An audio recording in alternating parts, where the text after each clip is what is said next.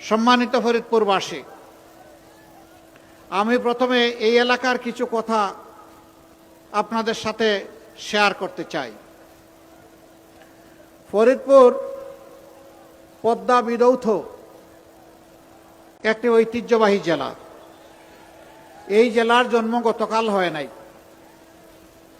এই জেলার জন্ম হয়েছে যুজন যুজন আগে।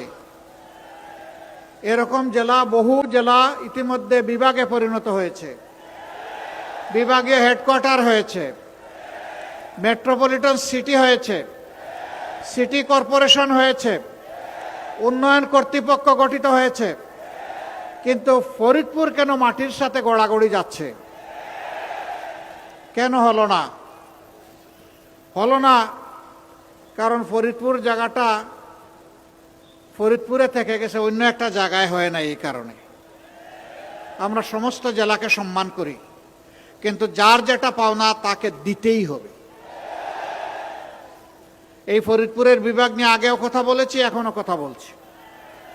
ইনশাআল্লাহ ইনশাআল্লাহ বিইজনিল্লাহ আল্লাহ তাআলার ইচ্ছা এবং সাহায্যে আমরা যদি আগামী নির্বাচনের মধ্য দিয়ে এই দেশের জনগণের সেবা করার সুযোগ পাই, কথা দিয়ে যাচ্ছে ফরিদপুর নামেই বিভাগ হবে ইনশাআল্লাহ, অন্য কোনো নামে নয়।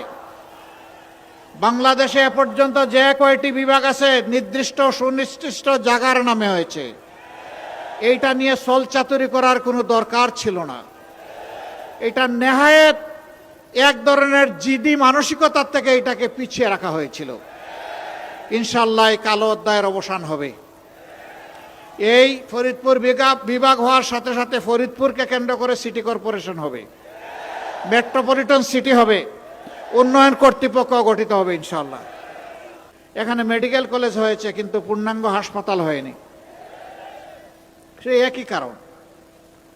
অথচ এরপরে বহু মেডিকেল কলেজ হয়ে তার হাসপাতাল রফরফ করে অনেক উপরে চলে গেছে। ইনশাআল্লাহ এই দাবিও আপনাদের পূরণ হবে, তবে প্রথম দিনই হবে না, একটু ধৈর্য ধরতে হবে। এখানে পাট উৎপাদন হতো, আগে পাট কল ছিল সম্ভব আমি জানি। এখন বোধহয় সেই পাট কল কুড়িয়ে কুড়িয়ে চলছে অথবা বন্ধ হয়ে গেছে। না, আমরা জাতির যুবকদের হাতে বেকার ভাতা দিতে চাই না। আমরা জাতির যুবকদের হাতে সম্মানের কাজ তুলে দিতে চাই। কাজ যদি তুলে দিতে হয় তাইলে মিল ফ্যাক্টরি ইন্ডাস্ট্রি বন্ধ করলে হবে? বন্ধগুলো চালু করতে হবে, নতুন নতুন মিল ফ্যাক্টরি ইন্ডাস্ট্রি গড়ে তুলতে হবে। যেখানে কৃষি পণ্যের সম্ভাবনা বেশি উৎপাদন হওয়ার, সেখানে ইনশাল্লাহ কৃষিভিত্তিক ইন্ডাস্ট্রি গড়ে তোলা হবে। যেখানে ওইটুকু সুযোগ নেই সেখানে ইলেকট্রোমেকানিক্যাল ইন্ডাস্ট্রি গড়ে তোলা হবে।